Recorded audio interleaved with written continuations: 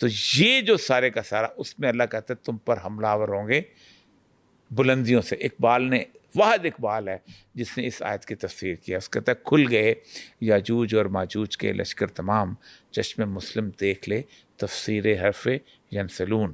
اللہ کہتا ہے بلندیوں سے حملہ آور ہوں گے. فاشی اور یعنی کہاں سے آتی ہے؟ سیٹلائٹ سے. سود کا سارا سسٹم کہاں سے آتا ہے؟ سیٹلائٹ سے. ڈرون سارے کہاں سے آتا ہے؟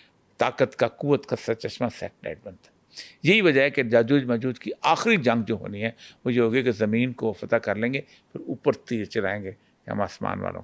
تو یہ اس وقت جو صورتحال بنی ہوئی ہے, اس صورتحال کے اندر 1920 میں وہاں پہنچنا شروع ہوئے ہیں اپنے مسیحا کے انتظار کے لیے. مکمل ریلیجس موومنٹ ہے وہ, جسے کہتے ہیں ایلیا کہتے ہیں, پہلا ایلیا, دوسرا ایلیا, تیسرا ایلیا. ٹھیک ہے. 4-4 10-10 5-5 ایکڑ کے گھر, کاروبار چھوڑ کے ایک مرلے کے مکان میں, صحرا میں, دنیا جہان کی مصیبتیں کو اٹھاتے ہوئے جو کچھ بھی تھا. کون رہتا ہے, کون اپنے علاقے میں اپنے چھوڑ کے آئے. 1901 میں ایلاد فنڈ قائم کیا. ابھی بالفور ڈیکلیریشن نہیں ہوا تھا, ایگریمنٹ نہیں ہوا تھا, اس کے اندر ہر یہودی نے پیسہ دیا. وہاں وہ زمین جو کہ کبھی ریگستان ہوتی تھی اس کو سرسبز بنا دیا. آج ساری کھجوریں, سارے زیتون, سب کچھ وہیں سے آتا ہے, ساری سبزیاں وہیں سے آتی ہیں. ٹرکل ڈاؤن سسٹم وہاں پر بلڈ کیا. دنیا بھر کی تمام تر کارپوریشنز کے ہیڈ کوارٹرز وہاں پر آج بنا دیے. دنیا کے 88% ڈرونز اسرائیل میں بنتے ہیں. اسلحہ وسا 1948 کے اندر انہوں نے وہاں پر اس کا اعلان کر دیا. یہ آتے تھے, کہتے تھے 5 یہودی اپنے ساتھ, ایک یہودی سرمایہ دار لے کے آتا تھا, اور وہ ایک اس کے اندر تہ خانے میں رہتے تھے اور سارے اسلحہ چلانا سیکھتے تھے. پھر فوج نہیں رکھی پورے اسرائیل, مذہبی اسٹیٹ کے طور پر. اسرائیل میں کوئی ریگولر فوج نہیں ہے. ہم بھی نظریاتی فوج ہیں, نظریاتی ملک ہیں, ہماری فوج ہے. وہ ہر بندہ جو ہے وہ ایف اے کے بعد 2 سال کے لیے کمپلسری جو ہے وہ فوج کی نوکری کرتا ہے, اور وہی پارٹ آف. اور جب کبھی اٹھتے ہیں وہ کہتے ہیں سب کے سب فوج. پھر جب 14 مئی کو ڈیوڈ بن گوریان نے تقریر کی تو اس نے کہا we are not going to write down a book which has a status more than Talmud and Torah. ہم کوئی ایسی کتاب نہیں لکھیں گے کہ جس کی حیثیت اور مقام و مرتبہ تورات سے زیادہ ہو. The Constitution of Israel is Torah. اسرائیل کا آئین تورات ہے. ٹھیک ہے. پاکستان میں آئین کی سزا موت ہے نا, خلاف ورزی کی. قرآن کی سزا موت ہے کہ نہیں ہے؟ پاکستان میں تو نہیں ہے.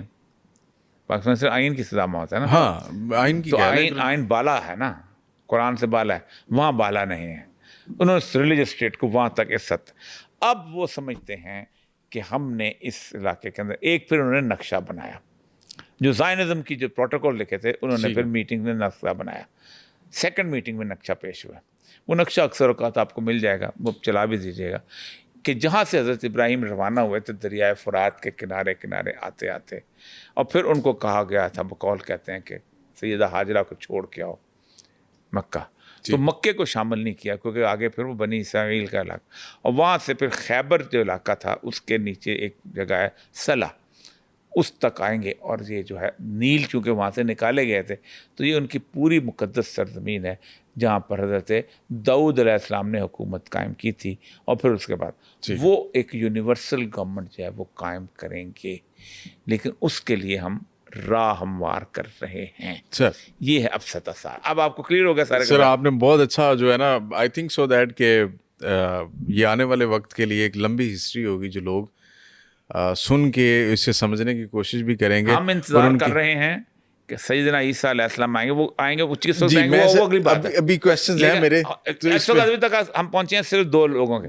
یہودی انتظار کر رہے ہیں کہ ہیکل سلیمانی قائم ہوگا, عیسائی کر رہے ہیں کہ آن دیو, ہاں جی, پھر ہم اس کو گرائیں گے. اچھا, اب ہمارا انتظار اور ہے, ہمارا انتظار. اب میں اسی کی جانب آ رہا تھا.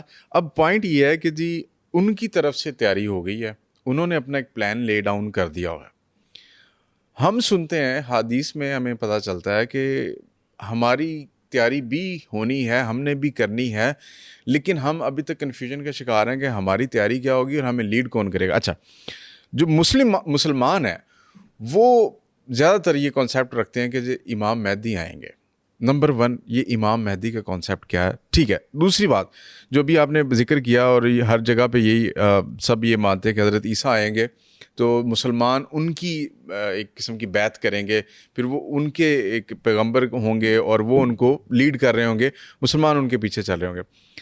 اس جگہ پہ کرسچنز جو اس ٹائم امریکہ ہے یا یورپ ہے, وہ بھی ایک اپنا پلان لے کے بیٹھے ہوئے ہیں.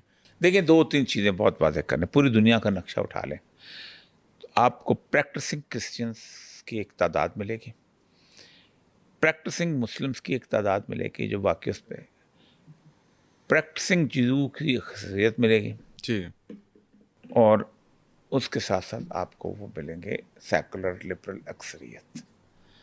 آپ کسی بھی ملک میں جائیں تو آپ کو یہ نہیں کہا جاتا کہ England is a Christian country, ٹھیک ہے, بالکل ایسے. French is not a Christian country, France is not a Christian, it's a French.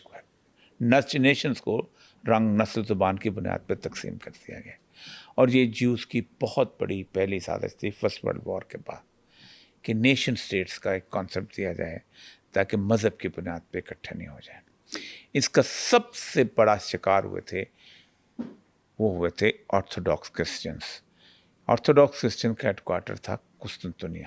اچھا, یہاں پر تھے, اور یہاں پر جب ترکوں نے فتح کیا, سلطان محمد فاتح نے, تو وہ نکل کے جا کے وہ یوگوسلاویا چلے گئے. اس وقت روس میں ہیں, روس میں کرسچینٹی بڑی اسٹرانگ سے پل رہی ہے.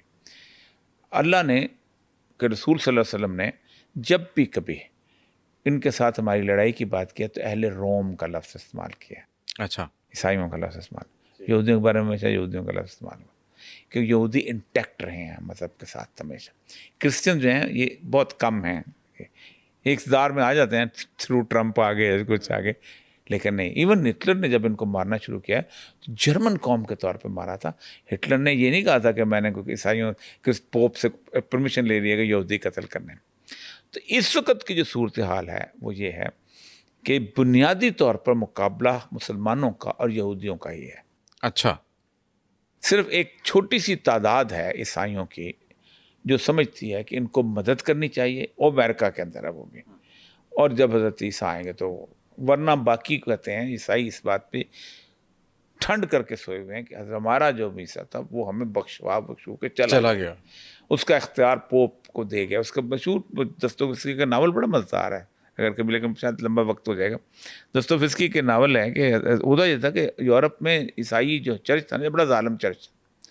یہ کرتے یہ تھے کہ جو کوئی سائنسدان مل گیا, کوئی فلاسفر مل گیا, پھڑکا دو. پھڑکاتے بھی بڑے عجیب طریقے سے تھے. کوئی اور بندہ اس طرح کا پاگل واگل ٹائپ مل گیا, جو کنواری عورت, جو شادی شدہ عورت جس کی 50 سال تک بچہ پیدا نہیں ہوا, بانجھ ہو گئی, وہ مل گئی. ان ساروں کو کہتے تھے کہ ان کے اندر شیطان گھس جاتا ہے. اچھا, اس کا لفظ تھا وچ کرافٹ.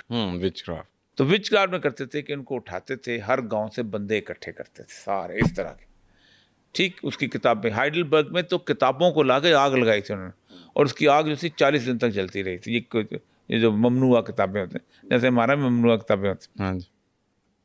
تو یہ وچ کرافٹ میں کرتے, یہ لے کے نا وہ کرتے تھے. اور ایک دن چرچ کا جو بڑا پادری ہوتا تھا وہ آگ جلواتا تھا شہر میں, اور اس کے اندر ان کو پھینکا جاتا تھا تاکہ شیطان کی روح نکالی جائے ان کے اندر سے, معاشرے میں سے.